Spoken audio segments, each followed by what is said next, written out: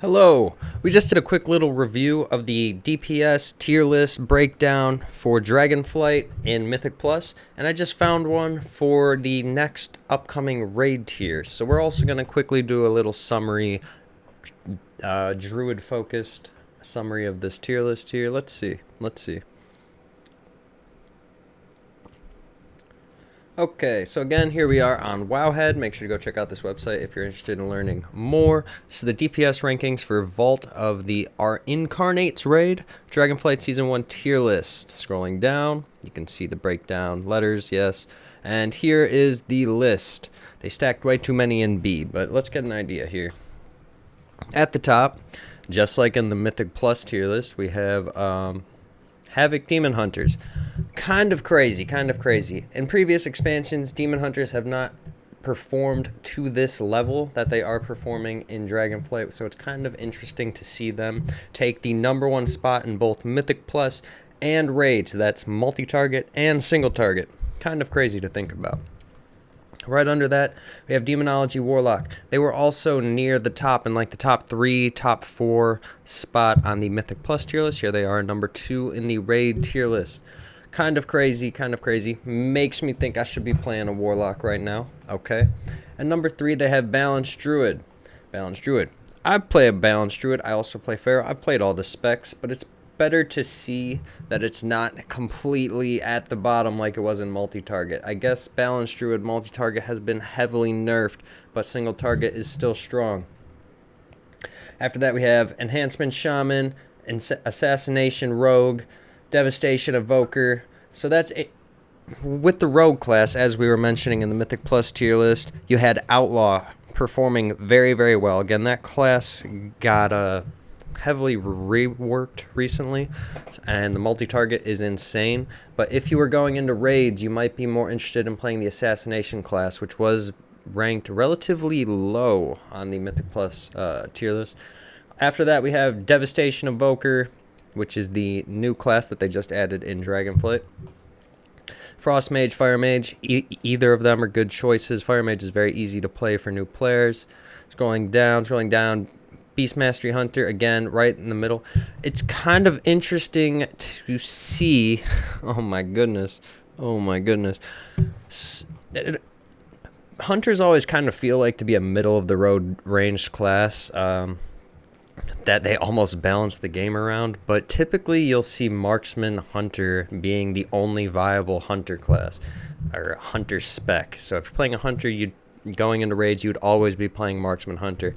And while that's fine, personally I feel like Beast Mastery kind of fits the fantasy of playing a Hunter a little bit more, because you actually get to use your pets, while Marksman will typically have you dismiss your pets, so you can gain that extra % damage buff on all your primary skills.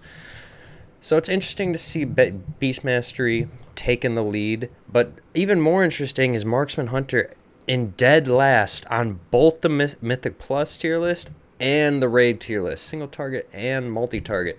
So that's an interesting shift we're seeing here. Beyond that, what do we have? Outlaw Rogue, again, that was ranked #1 or #2 in Mythic Plus. Now it's in the middle. That could be a good all-around spec if that's something you're looking for. Again, Assassination Rogue up here in 5th for Raid. What else do we have? Destruction Warlock, Affliction Warlock. Really the only viable Warlock spec, Demonology. So let's scroll down. I just quickly want to read what they're saying about my specs personally.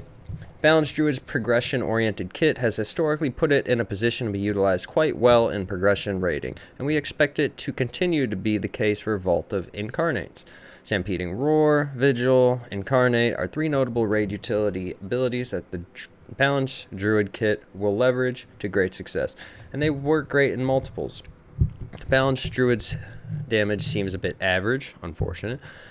But with the kit it has in a recent edition of Mark of the Wild, the odds that you will see multiple Balanced Druids in many guilds seems high. Additionally, many ranged classes seem average as well in the damage department,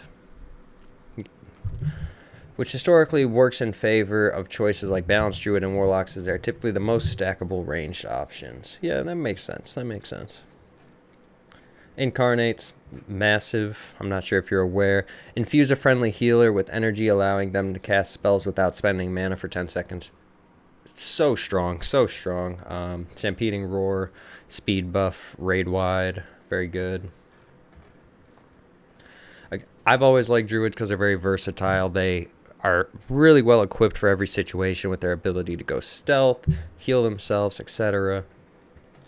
Let's see what they're saying about Pharaoh. Pharaoh has historically had very tough time breaking into the high-end mythic progression setting, generally only piloted in a few top 100 guilds by players that are extremely good at the spec, as well as being amongst the strongest overall players on their roster. This expansion shows some signs of shifting this paradigm, with Pharaoh's damage numbers looking solid, especially on cleave.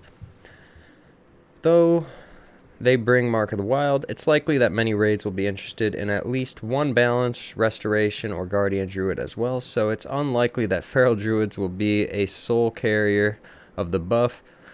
Though, of course, if there are no other druids, the value of a Feral brings goes way up. Not sounding very hot.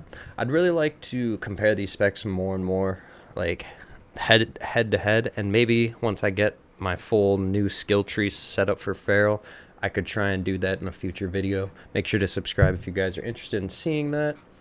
Other than that, again, this is the current DPS tier list for the upcoming raid, mostly single target and utility based. So again, if you guys are new here, my name's Ethan. Make sure to check my website, ethanwrenn.com. From there you can find links to all my various socials. We are currently live on Twitch and YouTube, so make sure to subscribe or follow, depending on whatever platform you are viewing this on, if you want to be notified when we go live next. Thank you guys so much for your time.